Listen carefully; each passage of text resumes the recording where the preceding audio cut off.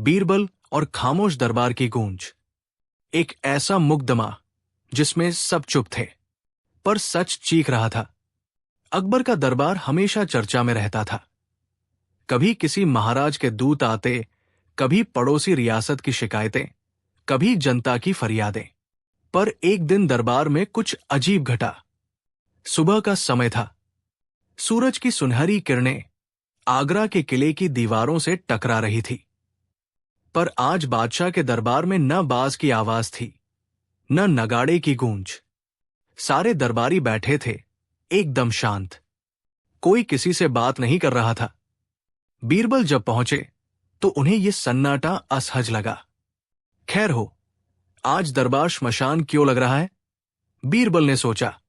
ज्यों ही उन्होंने बादशाह अकबर की ओर देखा, वो भी चुपचाप सिंहासन पर बैठे थे, आंखों में चिंता, माथे पर शिकन। बीरबल ने धीरे से कहा, जहां पनाह, सलाम।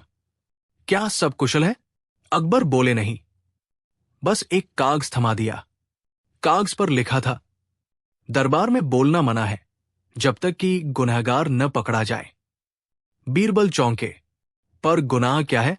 उन्होंने इशारों में पूछा। अकबर ने एक और कागज दिया।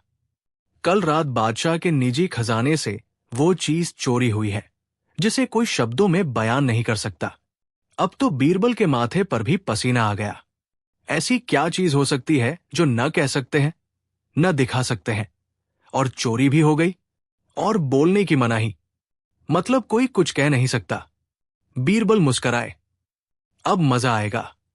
बीरबल ने तुरंत पूरा दरबार नापा। सब मौन, केवल इशारों में जवाब। बीरबल ने हुक्म दिया, हर दरबारी अपने आसपास बैठे व्यक्ति के चेहरे को गौर से देखे, पर बोले नहीं।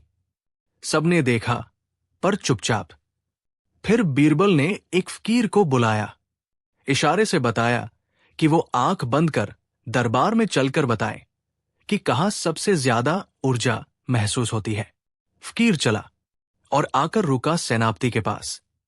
बीरबल मुस्कराए। उन्होंने सेनापति की तलवार को ध्यान से देखा। उसका हत्था चमक रहा था। उन्होंने सेनापति से कागज पर सवाल लिखा। कल रात कहाँ थे? सेनापति ने उत्तर दिया, महल के सुरक्षागृह में। बीरबल ने पूछा, क्या आपने वहां कोई चीज देखी जो अजीब लगी? उत्तर, हां, खजाने के कमरे से आती खुशबू बहुत अलग थी, जैसे गुलाब और लोभ साथ मिल जाएं। अब बीरबल ने एक और दरबारी से पूछा, अगर तुम बोल सकते तो क्या कहते? उत्तर आया, मैं चिल्लाकर कहता, चोर हमारे ही बीच में है। बीरबल ने सबको कागज दिया। जो कुछ भी महसूस किया, लिखा दो। जब सारे जवाब बीरबल ने पढ़े तो एक पैगाम था जो बार बार दोहराया गया। रात को खिड़की से एक नीली रोशनी अंदर आई और हवा में कुछ बदला सा महसूस हुआ। बीरबल ने अनुमान लगाया, चोरी हुई चीज वस्तु नहीं, बल्कि भावना थी। उन्होंने बादशाह से पूछा, क्या आपने किसी को अपने राज, अपने डर या अपनी सबसे खास भावना बताई थी जो अब आपको महसूस नहीं होती? अकबर चुपचाप सिर झुकाकर बोले, हाँ बीरबल, वो विश्वास जो मुझे हर सुबह ताकत देता था, वो खो गया है। बीरबल ने दरबार को देखा और बोले, जहां पनाह का खोया खजाना कोई हीरा या मोती नहीं था, वो था राजा का विश्वास। और फिर बीरबल ने धीरे से कहा, उस विश्वास को चुराने वाला कोई और नहीं, बल्कि वो है जो रोज सबसे पास रहता है, पर जो अब झूठ बोलने लगा है। सबकी नजरें महामंत्री पर गई। बीरबल बोले, महामंत्री ने कल रात एक जासूस को बादशाह के निजी खजाने तक पहुंचाया ताकि बादशाह की व्यक्तिगत डायरी पढ़ी जा सके, जिसमें उनके डर और योजनाएं लिखी थी।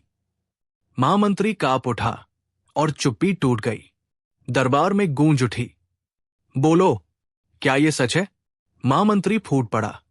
मैं सिर्फ अकबर के राज जानना चाहता था ताकि अपने बेटे को उत्तराधिकारी बना सकूं। अकबर गुस्से से बोले, राजा का खजाना उसका विश्वास होता है, और जो उसे चुराता है वो देश का गद्दार है। अब दरबार की चुप्पी टूट चुकी थी। बीरबल बोले, जब शब्दों का दरवाजा बंद हो तो सत्य आंखों और दिल के रास्ते आता है। महामंत्री को पद से हटाया गया। उसके स्थान पर एक नया ईमानदार दरबारी लाया गया। और सबसे बड़ी बात, अकबर का विश्वास लौट आया। बीरबल के कारण वो चीज वापस मिली। न दिखती थी, न छू सकते थे, पर बिना उसके बादशाह खुद को अधूरा महसूस करते थे। अकबर बोले, बीरबल, आज तुमने न सिर्फ गुनाहगार को पकड़ा, बल्कि वो भी लौटा दिया जो किसी ताले में बंद नहीं होता, मेरा विश्वास। बीरबल मुस्कराए। जहां पनाह, राजा की सबसे बड़ी ताकत उसकी तलवार नहीं, उसका सच होता है। और जब वो खो जाए तो लड़ाई बोलों से नहीं, बुद्धि से जीतनी पड़ती है। बीरबल और अदृश्य दस्तखत का मुकदमा। जब दस्तखत दिखा नहीं, पर मुहर पूरे साम्राज्य को हिला गई। एक सुबह दरबार खुलते ही अफरातफरी मच गई। दरबार में एक सिपाही भागता हुआ आया और कहा, जहां पनाह, अंबर राज्य के सैनिक हमारी सीमा पर खड़े हैं। कह रहे हैं कि आपने युद्ध की आज्ञा दी है इस दस्तखत के साथ। अकबर चौंके। मैंने? कब? सामने लाया गया वो हुक्मनामा, अंबर राज्य की सीमाओं पर हमला करो, अकबर बादशाह की आज्ञा। उसके नीचे अकबर की मुहर और दस्तखत। अकबर ने वो पर्चा देखा, मुहर असली, दस्तखत हूबहू उनके जैसा। दरबार स्तब्ध। सेनापति तैयार होने लगा, लेकिन अकबर रुके। जब तक बीरबल न आए कोई कार्रवाई नहीं होगी, उन्होंने कहा। बीरबल जैसे ही पहुंचे, उन्होंने हुक्मनामा देखा। ये दस्तखत मेरे नहीं हैं, अकबर बोले, पर हूबहू वैसे ही लगते हैं। बीरबल ने कहा, अगर ये दस्तखत असली नहीं, तो किसी ने ऐसा जाल बुना है जिसमें बादशाह खुद फंस जाए। बीरबल ने कुछ खास सवाल पूछे। 1. किस कागज पर दस्तखत है? जवाब, शाही खजाने के कागजों में मिलने वाला खास चिकना कागज। 2. मुहर कैसे लगी? जवाब, अकबर के कक्ष की मेज की दराज से असली मुहर चोरी हो गई थी, किसी को पता नहीं चला। 3. कागज किस समय दरबार में पहुंचा? जवाब, सुबह से पहले ही सिपाही के जरिए। बीरबल बोले, तो दस्तखत न होते हुए भी जैसा लगता है वैसा कर दिया गया। मतलब हुआ अदृश्य दस्तखत। अगले दिन बीरबल ने अनोखी अदालत लगाई। बोल पड़े, आज हम मुकदमा चलाएंगे उस पर जो खुद मौजूद नहीं है, पर जिसकी चाल सब जगह फैल चुकी है, झूठे दस्तखत पर। पूरे दरबार में कुर्सियां लगवाई गई। एक खाली कुर्सी सबसे आगे रखी गई। ये कुर्सी है दस्तखत के लिए, बीरबल बोले। हर गवाह से सवाल हुआ। मुशी, कागज असली है, पर स्याही हल्की अलग थी। रक्षक, रात को महल में कोई साया देखा गया था जो हवा की तरह चल रहा था। पात्रवाहक, शाही मोमबत्ती जल रही थी सुबह 3 बजे, जबकि सब दरवाजे बंद थे। अब बीरबल ने ऐलान किया, हम चोर को नहीं ढूंढेंगे, हम उसे बुलाएंगे। उसके ही झूठ से बीरबल ने उस रात बादशाह के कमरे में एक जाल बिछाया। दरवाजा खुला, पर कोई दिखाई नहीं दिया। तभी अचानक टेबल की दराज खुली, स्याही की शीशी हिली। बीरबल ने खास जादुई धूल वहां बिखेरी थी, जो सिर्फ चांदनी में चमकती है। एक जोड़ी पैरों की हल्की छाया नजर आई, अदृश्य इंसान। बीरबल चिल्लाए, अब तुम पकड़े गए। रक्षक दौड़े और उन्हें पकड़कर जैसे ही पकड़ा, सामने आया शेख तंजीम अली, रजिया बेगम के सौतेले भाई। सब चौंक गए। बीरबल बोले, ये ही है जो मुहर चुराकर नकली दस्तखत बना रहे थे, ताकि युद्ध लगे और दरबार अस्त व्यस्त हो, ताकि वो सिंहासन के उत्तराधिकार की दौड़ में सबसे आगे हो जाए। रजिया बेगम रो पड़ी, मुझे नहीं पता था कि मेरे भाई इतनी नीचता पर उतर आएंगे। अकबर बोले, बीरबल, तुमने जिस अदृश्य दस्तखत को पढ़ा, वो किसी आंख से नहीं, पर बुद्धि से पढ़ा गया। बीरबल मुस्कराए। जहां पनाह, असली दस्तखत तो नियत पर होते हैं, स्याही से नहीं, कर्मों से साबित होते हैं। अंत में शेख तंजीम को बंदी बना लिया गया, और वो अदृश्य दस्तखत अब इतिहास बन गया। बीरबल ने दरबार को संबोधित करते हुए कहा, अगर कोई आपके नाम से झूठ फैलाए तो डरिए नहीं, बल्कि इतना सच्चा बनिए कि लोग खुद कहें ये उसका काम नहीं हो सकता। अकबर हंस पड़े। बीरबल, तुम्हारे दस्तखत जरूरी नहीं, तुम्हारा दिमाग ही हमारी सबसे बड़ी सुरक्षा है।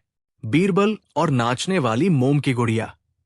जब दरबार में आई हंसती नाचती एक अद्भुत गुड़िया, और पीछे था एक ऐसा रहस्य जो सारे राज उजागर कर गया। वो एक आम सुबह थी, जब एक अजनबी दरबार में एक सुनहरी डिब्बी लेकर पहुंचा।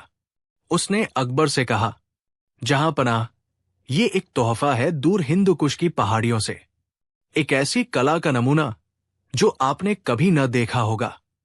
अकबर ने इशारा किया और डिब्बी खोली गई। अंदर थी एक मोम की गुड़िया, बेहद सुंदर, रेशमी कपड़े, मोतियों से जड़ा मुकुट और चेहरे पर रहस्यमयी मुस्कान।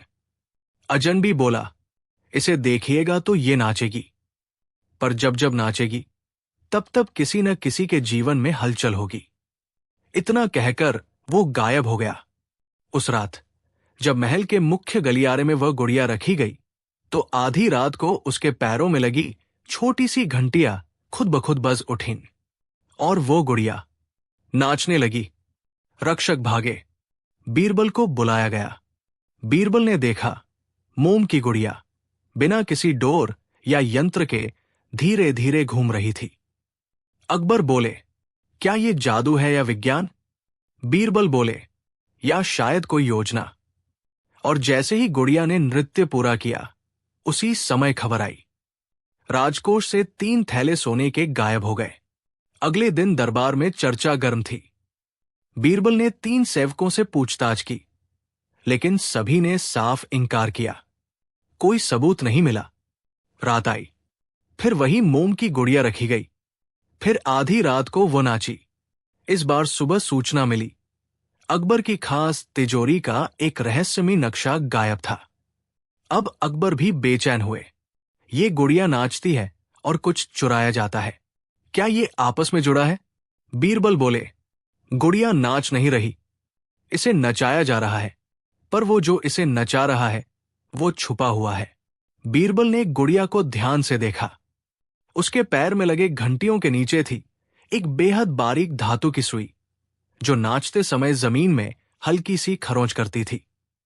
बीरबल को विचार आया, क्या ये खरोंच कोई संकेत है?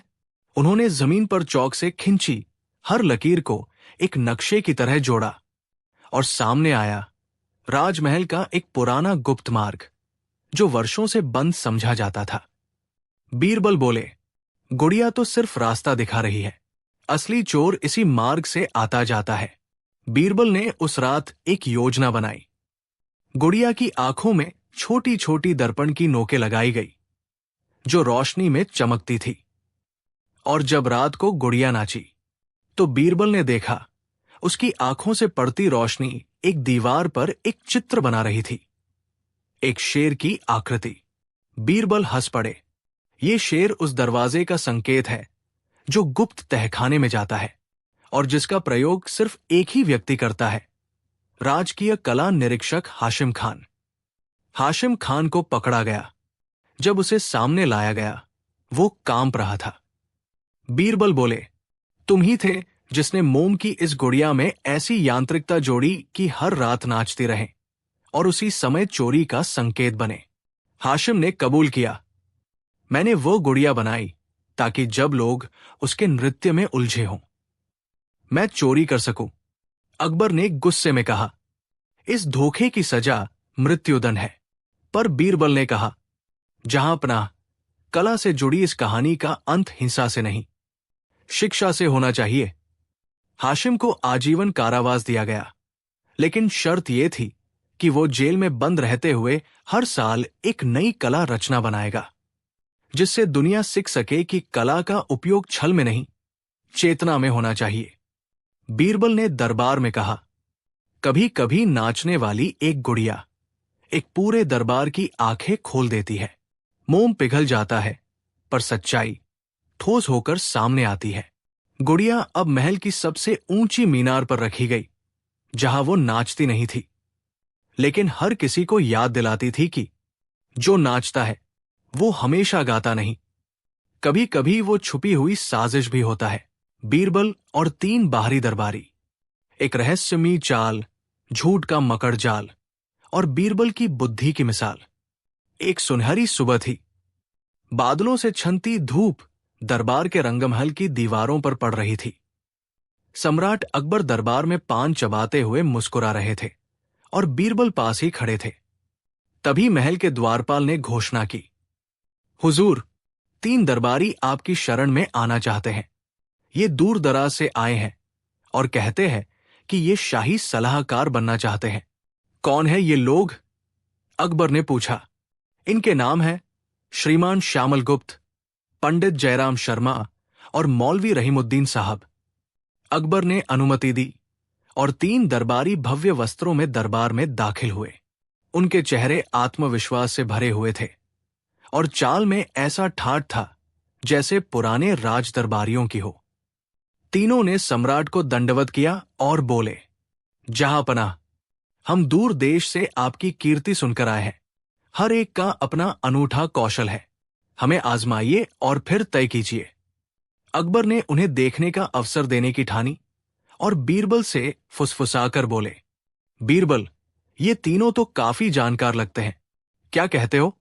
बीरबल ने हल्की मुस्कान से कहा, जहांपनाह, बाहरी चेहरे चमकदार हो सकते हैं, पर अंदर क्या है, ये जानने के लिए कुछ वक्त दीजिए। पहला दिन श्यामल गुप्त का चमत्कार।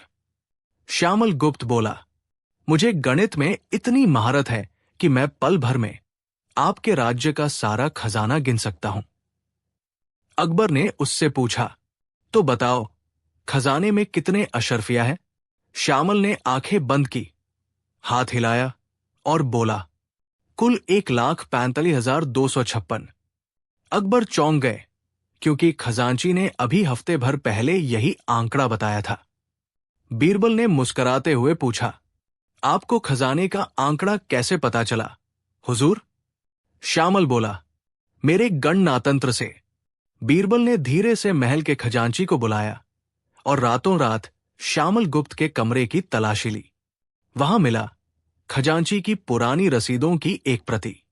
दूसरा दिन पंडित जयराम का ज्योतिष विद्या। पंडित जी बोले, मैं इतना बड़ा ज्योतिषी हूं कि किसी के माथे की रेखा देखकर बता सकता हूं कि वो आज क्या खाएगा। अकबर ने मुस्कुराकर बीरबल की ओर इशारा किया, तो बताइए, बीरबल ने आज क्या खाया? पंडित जी ने माथा पढ़ा और बोले, इन्होंने आज सुबह जलेबी खाई, साथ में दूध पिया। दरबार में हंसी छूट गई क्योंकि बीरबल ने व्रत रखा था। बीरबल ने कहा, पंडित जी, क्या आपने मेरी रेखाओं में झूठ की लकीर देखी? पंडित जी सक्काए। बीरबल ने खोज करवाकर पाया कि पंडित जी रसोई के भांडारपाल से दोस्ती कर चुके हैं और वहीं से जानकारी लेते थे। तीसरा दिन मौलवी रहीमुद्दीन का संगीत ज्ञान। मौलवी बोले, मैं वो स्वर सुन सकता हूं जो आम कान नहीं सुन सकते। दरबार में जहां कोई भी झूठ बोलेगा, मैं उस स्वर को पकड़ सकता हूं। अकबर ने कहा, तो बताओ, अभी कौन झूठ बोल रहा है? मौलवी साहब ने इधर उधर देखा और बोले, बीरबल, आपने अभी झूठ बोला है कि आप हमसे कुछ नहीं छिपा रहे। बीरबल हंस पड़े, हुजूर, अब ये मेरे ऊपर ही इल्जाम लगाकर साबित करना चाहते हैं कि ये सही है। बीरबल ने एक योजना बनाई। अगले दिन तीनों बाहरी दरबारी को अलग अलग कमरों में रखा गया और गुप्तचरों से पूछताछ करवाई गई। रहस्य उजागर, तीनों की साजिश। बीरबल ने दरबार में सबको बुलवाया और कहा, इन तीनों में समानता क्या है जानते हैं? अकबर बोले, तीनों काफी चालाक हैं। बीरबल बोले, और तीनों एक ही गांव से हैं। ये बचपन के दोस्त हैं। योजना बनाकर आए हैं कि दरबार में घुसकर सरकारी राज जाने और फिर दूसरे राज्यों को बेचें। बीरबल ने दस्तावेज और गवाह पेश किए जिसमें उनके मेलजोल, छिपे हुए दस्तावेज और खजांची से मिलीभगत के प्रमाण थे। अकबर ने आदेश दिया, तीनों को दरबार से निष्कासित किया जाए और इस चाल की सजा दी जाए। अकबर बोले, बीरबल, फिर से तुमने मेरी आंखें खोल दी। बीरबल मुस्कराए। जहां पनाह, दरबार का असली गहना वो होता है जो बिना चमक के भी असली हो, और नकली चाहे कितना भी दम के, अंत में पिघल ही जाता है। सीख, बाहरी चमक दमक से नहीं, अंदर की सच्चाई से किसी को परखा जाता है। बीरबल की तरह हमें भी हमेशा समझदारी और बुद्धि से परख करनी चाहिए, वरना नकली दरबारी असली तक पहुंच सकते हैं। बीरबल ने कैसे पकड़ा जासूस मंत्री? अकबर का दरबार हमेशा की तरह भरा था, विद्वान, मंत्री, फकीर, सैनिक और सबसे खास बीरबल। परंतु उस दिन का वातावरण कुछ अलग था। दरबार में एक अजीब सी चुप्पी थी, जैसे किसी अनदेखे तूफान की आहट हो। अकबर ने गंभीर स्वर में कहा, बीरबल, कुछ तो गड़बड़ है। हमारे युद्ध की योजनाएं दुश्मन तक पहुंच रही है। अभी हमने रणनीति बदली और उसके 3 दिन बाद ही दुश्मन ने हमारी चाल का जवाब तैयार कर लिया। कैसे संभव है? बीरबल ने आंखें बंद की, ठोड़ी पर हाथ रखा और बोला, जहां खबर बाहर जाए वहां खबर अंदर से जाती है। कोई है जो हमारा नहीं है। दरबार में मौजूद सभी दरबारी चौंक उठे। क्या सच में दरबार में कोई जासूस था? अकबर ने सभी की ओर देखा। हमारे बीच कोई गद्दार है, लेकिन कौन? बीरबल ने निवेदन किया, जहां दोष है वहां से बदबू आती है। हमें बदबू का पीछा करना होगा। मुझे 3 दिन का समय दीजिए। अकबर ने सिर हिलाया। तुम्हें जो चाहिए लो, पर यह रहस्य उजागर होना चाहिए। बीरबल ने दरबार में एक दिन 5 कीमती चांदी के कटोरे मंगवाए और उनमें अलग अलग तरह की मिठाइयां भरवा कर 5 अलग अलग मंत्रियों को भेज दिए, पर हर कटोरे में मिठाई के नीचे एक खास चिट्ठी छुपी हुई थी, और हर चिट्ठी में एक अलग नकली युद्ध योजना। मंत्रियों को भेजते समय बीरबल ने बस इतना कहा, यह सम्राट की विशेष भेंट है, अपने तक ही रखिएगा। अब बीरबल ने प्रतीक्षा की। उसने सैनिकों को सीमा पर हर योजना की निगरानी में लगाया। 3 दिन बाद जिन योजनाओं में से सिर्फ एक ही बाहर निकली, वही दुश्मन ने अपनाई। वही योजना थी जो राजमंत्री देवसिंह को भेजी गई था। देवसिंह वर्षों से दरबार में थे, चालाक, शांत और बेहद विश्वास पात्र माने जाते थे। बीरबल ने जब उन्हें बुलाया तो वो मुस्कुराते हुए आए। देवसिंह जी, मिठाई कैसी लगी? बीरबल ने मुस्कुराकर पूछा। अद्भुत, बादाम कतरी में तो सम्राट का स्वाद था। और चिट्ठी कैसी लगी? बीरबल ने पूछा। देवसिंह चौंक गए। कौन सी चिट्ठी? वही जो मिठाई के नीचे छुपी थी। या आपने किसी और को दिखा दी? बीरबल की आंखों में अब गंभीरता थी। देवसिंह घबरा गए, पर उन्होंने कहा, मुझे नहीं मिली कोई चिट्ठी, शायद भूलवश। बीरबल ने तब दरबार में उसी योजना का नक्शा मंगवाया जो दुश्मन के हाथ लगी थी, और उसमें एक खास शब्द धूपगिरी को लाल स्याही में लिखा दिखाया। यही नक्शा था, और यही शब्द धूपगिरी मैंने केवल आपकी चिट्ठी में लिखा था। बाकी चिट्ठियों में धूपगढ़, धूपनगर, धूपपुर जैसे नाम थे। अब बताइए, कैसे दुश्मन तक वही योजना पहुंची जिसमें धूपगिरी लिखा था? देवसिंह अब पूरी तरह से घिर चुके थे, लेकिन उन्होंने फिर भी कहा, यह बीरबल की चाल है, ये सब उसने ही रचा होगा मुझे फंसाने के लिए। अकबर क्रोधित हुए, लेकिन बीरबल ने हाथ उठाकर उन्हें रोका। जहां अपराध होता है वहां प्रमाण भी छूटता है। बीरबल ने एक सिपाही को बुलाया और कहा, इनके घर की तलाशी लो, खासकर बगीचे में उस तुलसी के गमले को देखना, जहां हर संदेही कुछ ना कुछ गाड़ता है। सिपाही लौटे और लाए एक छोटी सी तिजोरी, जिसमें थे सुनहरे सिक्के, एक महाराजाधिराज सल्तनते कंधार की मुहर वाला पत्र और कुछ कोड वाले नक्शे। अब किसी को कोई शक न रहा, देवसिंह वाकई दुश्मन का जासूस था। 5वां मोड़। बीरबल ने धीरे से कहा, देवसिंह वर्षों से हमारे बीच थे, लेकिन उनकी नजर सल्तनत पर नहीं, सिक्कों पर थी। उन्होंने दुश्मन को नक्शे बेचे, योजना दी, और यहां हम सबका भरोसा तोड़ा। अकबर का चेहरा कठोर हो गया। ऐसे गद्दार को सिर्फ सजा नहीं, सबक मिलना चाहिए। लेकिन मैं ये फैसला जनता की अदालत में देना चाहूंगा। अगले दिन नगर में खुला दरबार लगा। सैकड़ों नागरिक, दरबारी, फकीर और व्यापारी इकट्ठा हुए। बीरबल ने पूरी घटना सुनाई। फिर पूछा, बताइए, इस गद्दार को क्या सजा मिलनी चाहिए? एक बूढ़े ब्राह्मण ने कहा, जिसने नमक खाकर नम कहरामी की, उसे कालकोठरी में जीवन भर रखा जाए। एक सैनिक ने कहा, इसने हमारे सैनिकों की जानें दांव पर लगाई, इसे वही दर्द देना चाहिए। पर अंत में एक बच्चा बोला, गद्दारों को सब भूल जाते हैं, पर उनकी बेइज्जती नहीं। इन्हें न सिर्फ सजा दो, बल्कि इनके जैसे 10 और जासूसों को डराओ। अकबर मुस्कराए।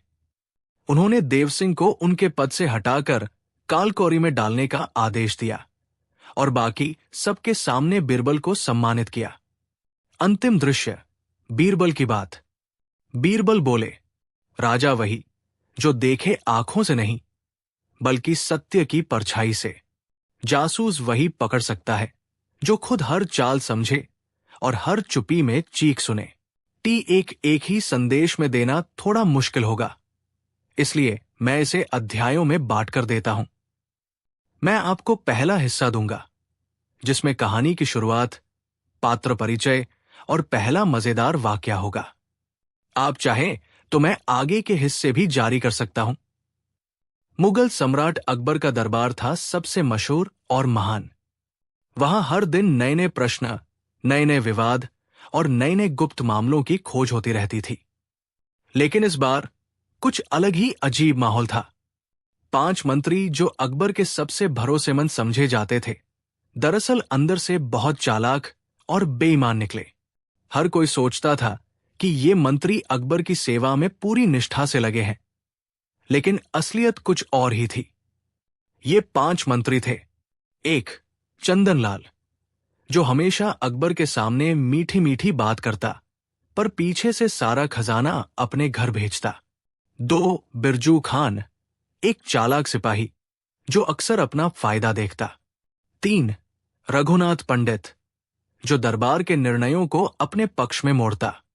4, महाराज दास, जो अकबर की राय को बदलने में माहिर था। 5, सूरजमल सिंह, जो अपने नाम से बड़े लेकिन दिल से छोटा था और सिर्फ सत्ता के लिए कुछ भी करने को तैयार। एक दिन की बात है, जब अकबर ने दरबार में सभी मंत्रियों को बुलाया और बोला, मेरे 5 भरोसेमंद सलाहकारों, तुम्हें एक बड़ा काम सौंपना चाहता हूं। हमारा राज्य सुशासन में है, लेकिन कुछ मंत्री ऐसे हैं जो दरबार में निष्ठा नहीं दिखाते। मैं चाहता हूं कि तुम सब मिलकर ये पता लगाओ कि असली विश्वास कौन करता है। 5 मंत्री मुस्कुराए, पर उनमें से हर एक ने अपनी चालाक योजना बना ली। बीरबल, जो दरबार का सबसे होशियार और बुद्धिमान मंत्री था, उसने सबकी हरकतें ध्यान से देखनी शुरू कर दी। चंदनलाल ने अकबर की खजाने से कुछ सोना चोरी करने की कोशिश की, पर बीरबल ने एक चालाक जाल बिछा दिया। उसने खजाने में एक नकली सोने का गहना रखा, जिसमें जहर भरा था। चंदनलाल जब उसे चुराने लगा, तो बीरबल ने उसे पकड़ लिया और सबके सामने शर्मिंदा कर दिया। अब सवाल उठता है, क्या बीरबल 5 बेईमान मंत्रियों की चालाकी को रोक पाएगा? क्या अकबर की सच्चाई सबके सामने आ पाएगी? और सबसे बड़ी बात, क्या मंत्री अपनी हरकतों से बाज आएंगे? जारी है बीरबल और 5 बेईमान मंत्री, भाग 2, मंत्रिमंडल की चाल और बीरबल की साजिश। दरबार में चंदनलाल की करतूत उजागर होने के बाद बाकी 4 मंत्री बड़े गुप्त अंदाज में अपनी साजिशें बनाने लगे थे। अब उनकी नजरें सिर्फ बीरबल पर टिकी थी, क्योंकि उन्होंने महसूस कर लिया था कि अगर बीरबल ने उन्हें पकड़ लिया तो उनकी सियासी जिंदगी खत्म हो जाएगी। एक दिन बीरबल ने दरबार में सबको बताया, जहांपना, आपके मंत्री सच में आपके भरोसेमंद नहीं हैं। कुछ लोग आपके दरबार में अपनी हकीकत छुपा रहे हैं। मंत्री चुप्पी साधे बैठे रहे, पर बीरबल की बातें उनके कानों में जैसे खंजर की तरह घुस रही थी। उन्होंने सोचा, हमें इस दिमाग वाले इंसान को चुप कराना होगा। अब मंत्री अपने अपने तरीके से बीरबल को फंसाने की योजना बनाने लगे। पहली चाल, रघुनाथ पंडित ने अकबर के सामने झूठा दस्तावेज पेश किया जिसमें लिखा था कि बीरबल ने दरबार की गुप्त बातें दुश्मनों को भेजी है। अकबर थोड़ा घबराए, लेकिन बीरबल ने ठंडे दिमाग से कहा, जहां पनाह, मैं अपनी निष्ठा साबित करने को तैयार हूं। पर पहले मुझे ये बताइए कि ये दस्तावेज किसने बनाया है? मंत्री महाराज दास ने कहा, हम सबको शक है कि ये दस्तावेज सच है, पर साक्ष्य कहां है? बीरबल ने हंसते हुए कहा, साक्ष्य मैं खुद ही दूंगा, लेकिन पहले मुझे कुछ समय दीजिए। अब बीरबल ने अपनी साजिश शुरू की। उन्होंने एक नकली गुप्त संदेश लिखा जिसमें लिखा था कि पांचों मंत्री राज्य की गुप्त योजनाओं को बेचने वाले हैं। बीरबल ने यह संदेश कुछ गुप्त सूत्रों के जरिए मंत्रिमंडल में फैलवा दिया। धीरे धीरे मंत्री खुद एक दूसरे पर शक करने लगे। चंदन लाल ने सोचा कि शायद रघुनाथ पंडित उसकी चालाकी उजागर करेगा, और रघुनाथ ने सोचा कि महाराज दास कुछ छुपा रहा है। दरबार में माहौल बिगड़ने लगा। अब सवाल यह है, क्या पांचों मंत्री अपनी ही साजिशों के जाल में फंस जाएंगे? क्या बीरबल की चालाकी से अकबर का दरबार फिर से साफ हो पाएगा, या ये मंत्री इतनी चालाकी दिखाएंगे कि बीरबल भी उनके आगे हार जाएगा? जारी है बीरबल और 5 बेईमान मंत्री, भाग 3, चालाक मंत्री और बीरबल की सूझबूझ। दरबार में मंत्री आपस में शक के जाल में फंसे हुए थे और अकबर की नजरें लगातार इस साजिश पर थी। बीरबल की चालाकी से मंत्री धीरे धीरे टूटने लगे थे, पर उन्होंने हार मानने का नाम नहीं लिया। एक दिन अकबर ने दरबार में एक बड़ा प्रश्न रखा, मेरे 5 मंत्री, बताओ एक ऐसे इंसान के बारे में जो सबसे बड़ा धोखा दे सकता है लेकिन सबके सामने सबसे ज्यादा विश्वसनीय भी दिखता है। मंत्रियों ने सोचा कि बीरबल की निंदा हो रही है, लेकिन अकबर ने हंसते हुए कहा, यह सवाल सिर्फ तुम्हारे चरित्र की परीक्षा है। अब बीरबल ने इस मौके को अपनी सूझबूझ दिखाने के लिए लिया। उन्होंने दरबार में 5 अलग अलग सवाल रखे। हर सवाल एक मंत्री की खास चालाकी पर आधारित था। जो मंत्री गलत जवाब देगा उसकी सच्चाई सामने आएगी। पहला सवाल चंदन लाल के लिए, अगर कोई आदमी सच को छुपाने के लिए झूठ बोलता है तो क्या उसे हमेशा सच बोलने वाला माना जा सकता है? चंदन लाल घबराया पर मुस्कुराते हुए बोला, जहां पनाह, झूठ और सच दोनों ही परिस्थितियों पर निर्भर करते हैं। दूसरा सवाल बिरजू खान के लिए, अगर एक सैनिक अपने राजा से धोखा करे तो वो क्या कहलाएगा? बिरजू खान ने जवाब दिया, वफादार सैनिक कभी धोखा नहीं देता, लेकिन कभी कभी परिस्थिति उसे मजबूर कर देती है। तीसरा सवाल रघुनाथ पंडित के लिए, क्या न्याय करने वाला अपने स्वार्थ से ऊपर उठ सकता है? रघुनाथ पंडित थोड़ा असमंजस में दिखा, फिर बोला, हर इंसान अपने स्वार्थ से लड़ता है, लेकिन न्याय सर्वोपरि होना चाहिए। चौथा सवाल महाराज दास के लिए, क्या सत्ता का लालच इंसान को अंधा कर देता है? महाराज दास ने जल्दी से कहा, सत्ता का लालच केवल कमजोर को अंधा करता है। पांचवा सवाल सूरजमल सिन्हा के लिए, अगर कोई सच्चाई को छुपाकर झूठ फैलाए तो क्या वादा? सूरजमल सिन्हा घबरा गया और बोला, देश के लिए झूठ बोलना गलत है, पर कभी कभी ऐसा करना जरूरी भी हो सकता है। अकबर ने मुस्कुराते हुए कहा, क्या ये जवाब तुम सबके दिल की आवाज नहीं है? क्या सच और झूठ के बीच तुम्हारा अंतर इतना धुंधला हो गया है? बीरबल ने कहा, जहां पनाह, जो मंत्री सच से भागते हैं वही सच्चाई को धोखा देते हैं। अब सवाल यह है, क्या मंत्री अपनी गलती मानेंगे? क्या बीरबल अकबर के दरबार से बेईमानी का जाल पूरी तरह खत्म कर पाएगा, या फिर मंत्री कोई नई साजिश रचेंगे? जारी है 2 बीरबल और 5 बेईमान मंत्री, अंतिम भाग, सच्चाई का सामना और मोरल। दरबार में बीरबल ने अकबर के सामने 5 मंत्रियों के जवाबों का गहरा विश्लेषण किया। सभी मंत्री अपनी चालाकी और बहाने बनाने में लगे थे, लेकिन बीरबल की तीखी नजरें कुछ भी छुपने नहीं देती थी। बीरबल ने पूरे दरबार को समझाया, जहां पनाह, पांचों मंत्री अपने अपने उत्तरों से साफ दिखाते हैं कि उनका मन सच से कितना दूर है। ये लोग झूठ और स्वार्थ की आड़ लेकर दरबार में विश्वासघात कर रहे हैं। अकबर ने गंभीर स्वर में पूछा, बीरबल, क्या इन मंत्रिमंडल में ऐसे कोई हैं जो वास्तव में निष्ठावान हैं? बीरबल ने कहा, जहां पनाह, जब तक मन में स्वार्थ रहेगा सच्चाई की राह दूर रहेगी, लेकिन यदि दिल साफ हो और इरादे नेक हो तो हर कोई सच का साथी बन सकता है। अकबर ने पांचों मंत्रियों को चेतावनी दी, जो भी सच और न्याय के मार्ग से भटकता है उसे मेरे दरबार में कोई जगह नहीं। आज से मैं तुम सबका कड़ा परीक्षण करूंगा। अब दरबार में पांचों मंत्री खुद अपनी चालाकी और झूठ के बोझ तले दबने लगे। उनकी हर चाल बीरबल की सूझबूझ से बेनकाब हो रही थी। एक दिन बीरबल ने पांचों मंत्रियों को बुलाया और एक खास खेल खेलने को कहा। उन्होंने कहा, आज हम एक खेल खेलेंगे जिसमें हर मंत्री को अपनी ईमानदारी साबित करनी होगी। जो सच कहेगा उसे पुरस्कृत किया जाएगा और जो झूठ बोलेगा वो सजा पाएगा। खेल शुरू हुआ। पहले मंत्री से लेकर पांचवें मंत्री तक हर एक को अपने दिल की बात सामने रखनी थी। धीरे धीरे पांचों ने अपने पाप स्वीकार किए। उन्होंने अपनी गलतियों को माना और अकबर से माफी मांगी। अकबर ने उन्हें माफ कर दिया, लेकिन शर्त रखी, अब से तुम सबको अपने कर्मों से साबित करना होगा कि तुम सच्चे और निष्ठावान हो। बीरबल ने मुस्कुराते हुए कहा, जहां पनाह, यही तो न्याय है। मौका देना, समझाना और सुधार की राह दिखाना।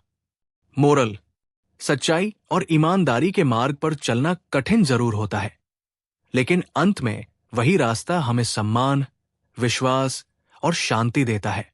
झूठ और चालाकी चाहे जितनी भी बड़ी हो, सच की ताकत के सामने कभी टिक नहीं पाती।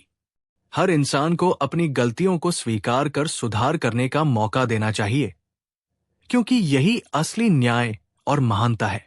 अब एक सवाल आपके लिए, क्या आपकी जिंदगी में कभी कोई ऐसा पल आया है जब आपको सच बोलना मुश्किल लगा हो? आप कैसे उस स्थिति से बाहर निकले? सोचिए। दरबार में आई तीनों बेगमों की अनोखी मांग। बादशाह अकबर के शासनकाल में उनका दरबार न केवल न्याय और प्रशासन का केंद्र था, बल्कि विविधताओं और अनोखी घटनाओं का भी गवाह था। उनकी तीन प्रमुख बेगमें रुखसाना बेगम, जोधाबाई और मेहरुनिसा अपने अपने अंदाज और इच्छाओं के लिए प्रसिद्ध थी। एक दिन की शुरुआत। एक दिन दरबार में तीनों बेगमें उपस्थित हुई और बादशाह से अपनी अपनी अनोखी मांगे प्रस्तुत की। एक, रुखसाना बेगम, जहां पनाह, मैं चाहती हूं कि मेरे लिए चांद की रोशनी से बुना हुआ एक शॉल बनाया जाए। 2, जोधाबाई, मुझे ऐसा हार चाहिए जिसमें हर रत्न अपनी अपनी भाषा में बात कर सके।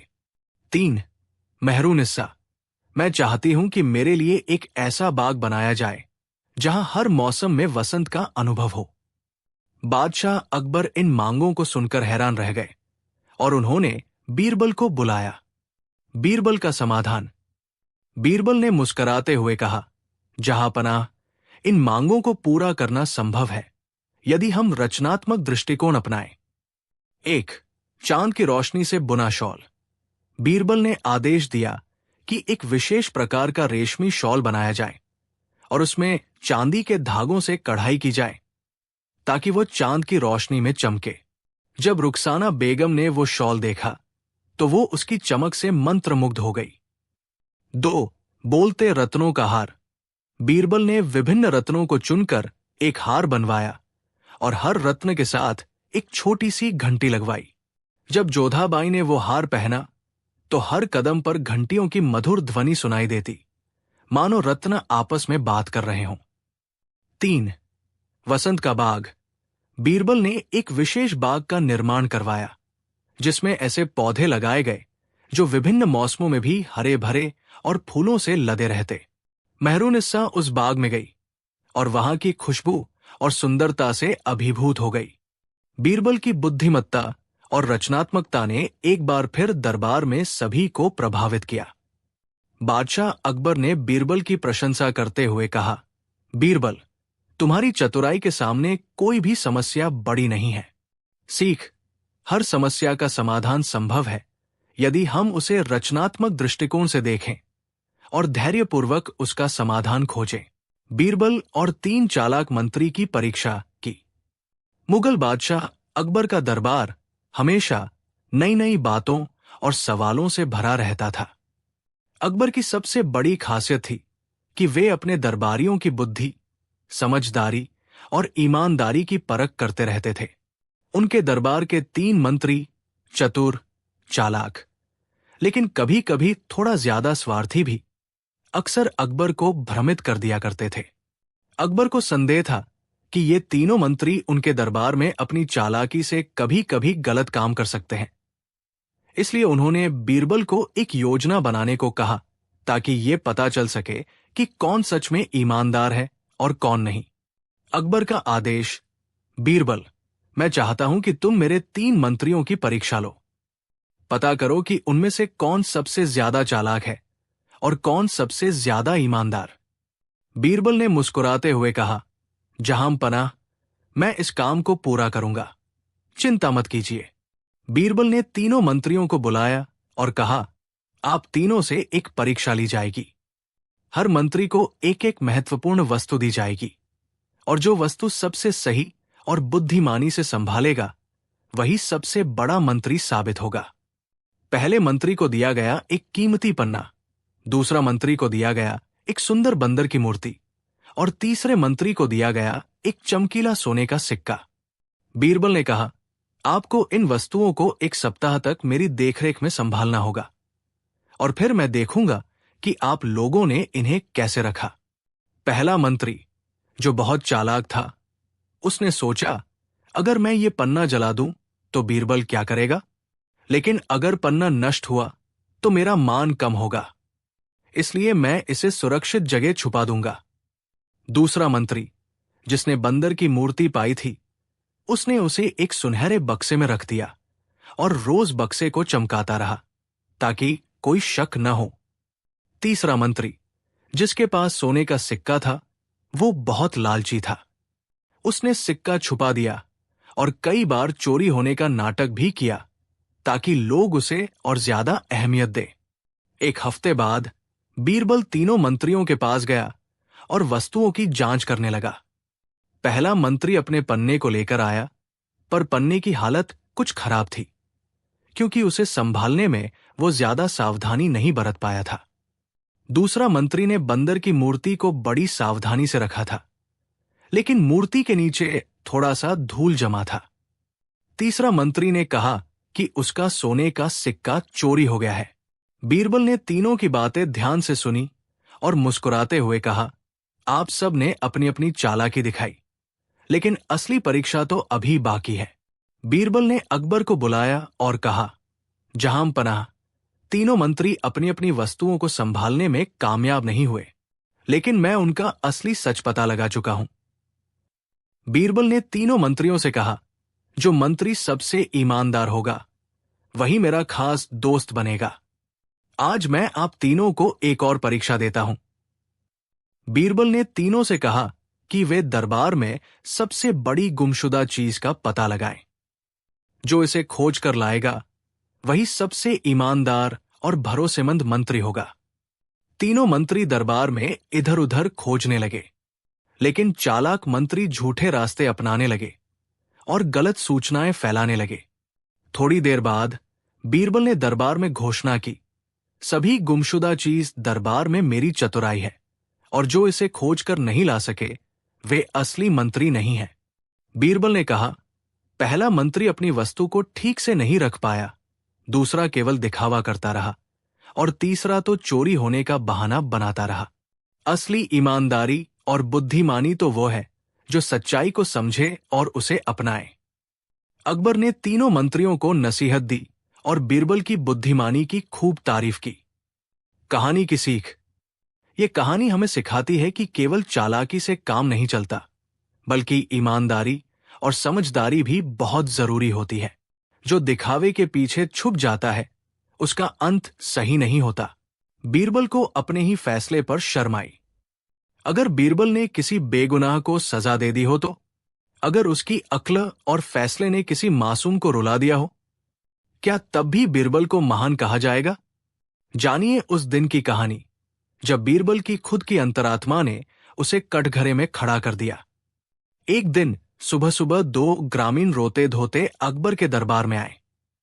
एक औरत जिसका नाम था गुलवांती और एक बूढ़ा किसान रामबली। गुलवांती चिल्लाई, जहां पनाह, इस रामबली ने मेरी भैंस चुरा ली है। मैंने इसे रंगे हाथों पकड़ा है जब ये मेरी भैंस को अपने घर बांधने जा रहा था।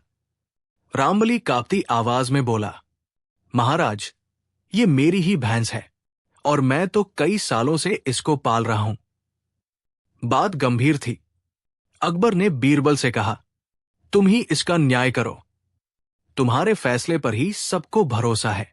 बीरबल ने दोनों को ध्यान से देखा। भैंस को भी बुलवाया गया। गुलवांती बोली, मेरी भैंस को गुड़ बहुत पसंद है, आप देखिएगा। रामबली बोला, मेरी भैंस को गेहूं का दलिया पसंद है। बीरबल ने दोनों चीजें भैंस के सामने रख दी। भैंस ने गुड़ सूंघा और दलिया खा गई। बीरबल ने तुरंत फैसला सुनाया, भैंस रामबली की है। गुलवांती फूट फूट कर रोने लगी। आपने मेरा सब कुछ छीन लिया बीरबल जी। ये भैंस मेरी मां की आखिरी निशानी थी। बीरबल मुस्कराया, लेकिन मन में एक हल्का संदेह रह गया। रात को बीरबल अपने बाग में टहल रहे थे। तभी एक जानी पहचानी आवाज उनके कानों में पड़ी, तुमने गलत न्याय किया है बीरबल। बीरबल चौंक गए। देखा, एक बूढ़ी दाई खड़ी है। उसने बताया, गुलवांती की मां जब मरी थी तभी इस भैंस को उसके हाथों सौंपा गया था। रामबली तो गांव का लंपट है जिसने पहले भी जमीन हड़पी है। बीरबल ने सच्चाई जानने के लिए भेष बदलकर गांव का रुख किया। गांव पहुंचकर बीरबल ने देखा, रामबली गांव का दबंग है, लोग डरते हैं उससे।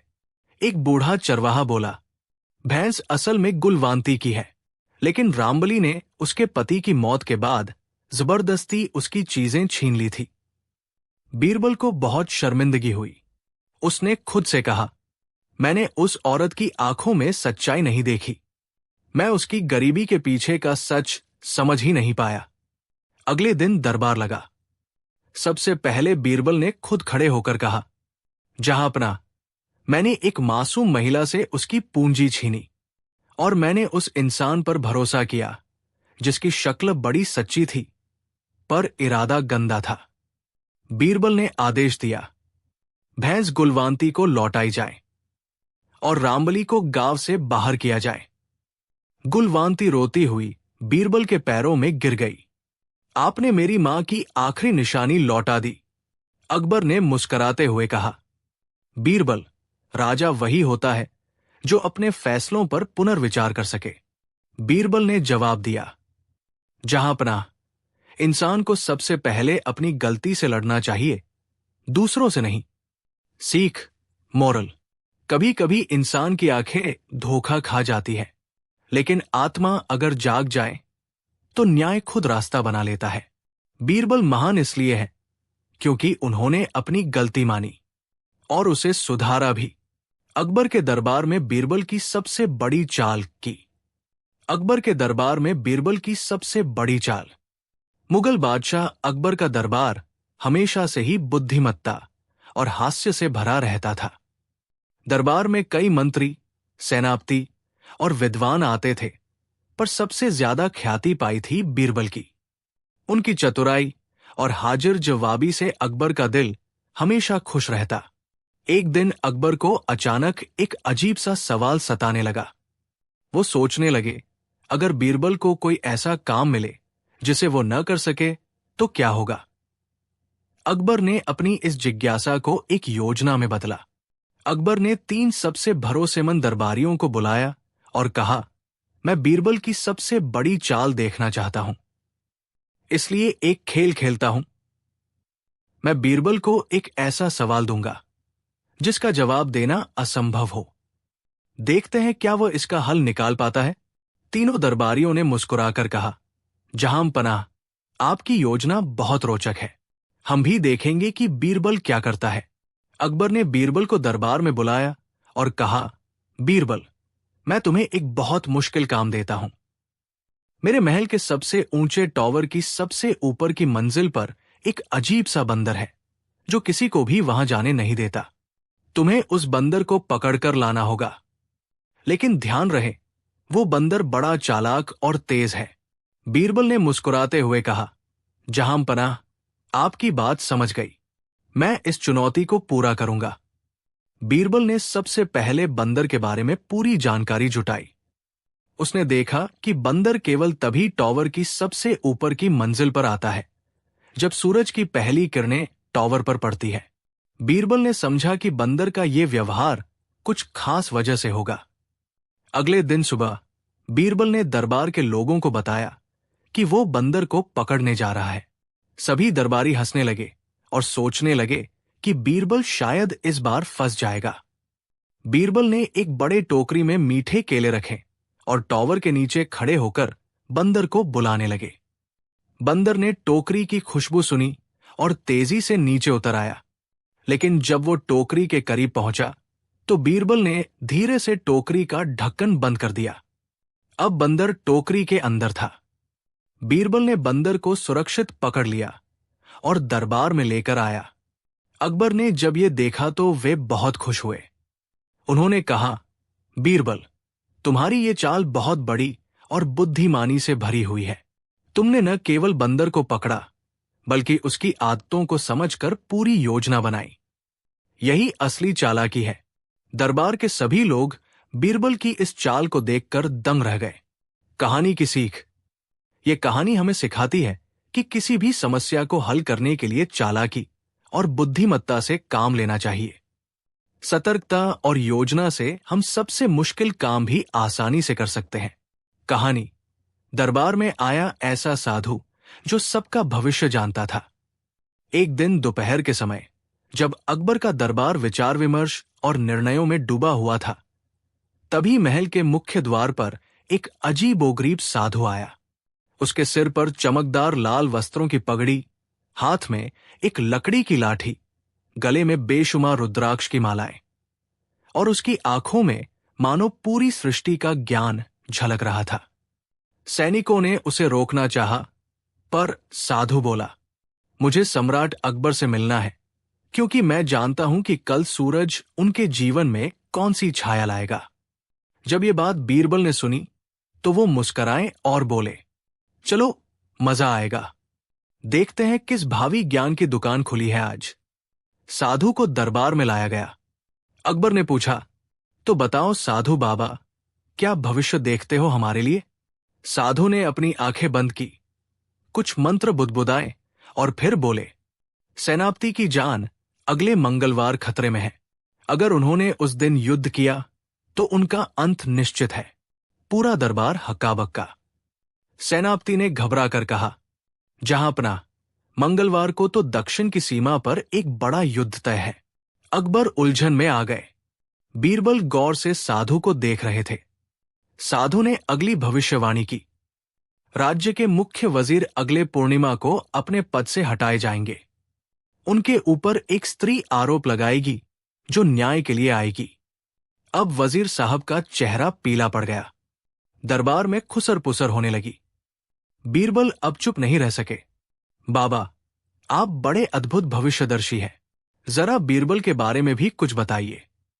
साधु ने आंखें मूंदी और धीरे से कहा, बीरबल, ये तो अगले पूर्ण ग्रहण में महल छोड़ देंगे, या तो स्वेच्छा से या किसी राजा के क्रोध के कारण।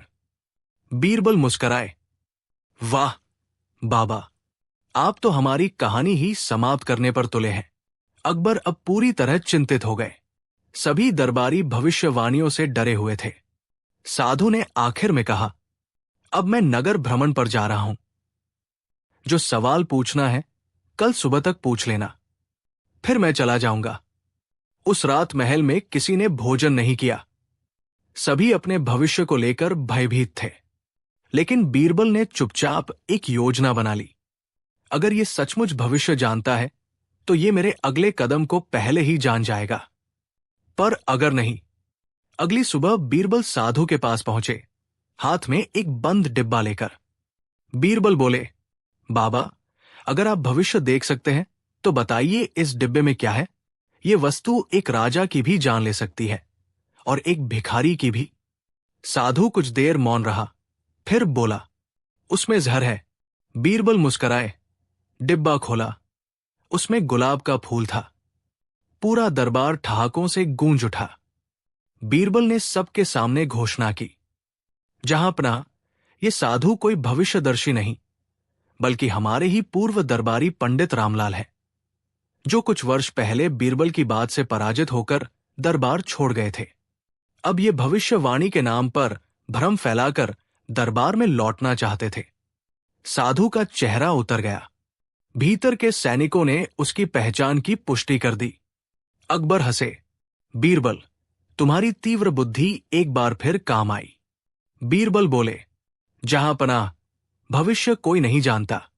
अगर कोई जान भी जाए तो भी उसे बदलने की शक्ति इंसान के कर्मों में होती है, डर में नहीं। अकबर ने सभी दरबारियों से कहा, भविष्य जानने की लालसा कभी कभी तुम्हें स्वयं से दूर कर देती है। विश्वास खुद पर रखो, किसी झूठे साधु पर नहीं। सीख भविष्य को जानने की कोशिश में न पड़ो, उसे अपने कर्मों से रचो, क्योंकि डर से बड़ा कोई धोखा नहीं होता।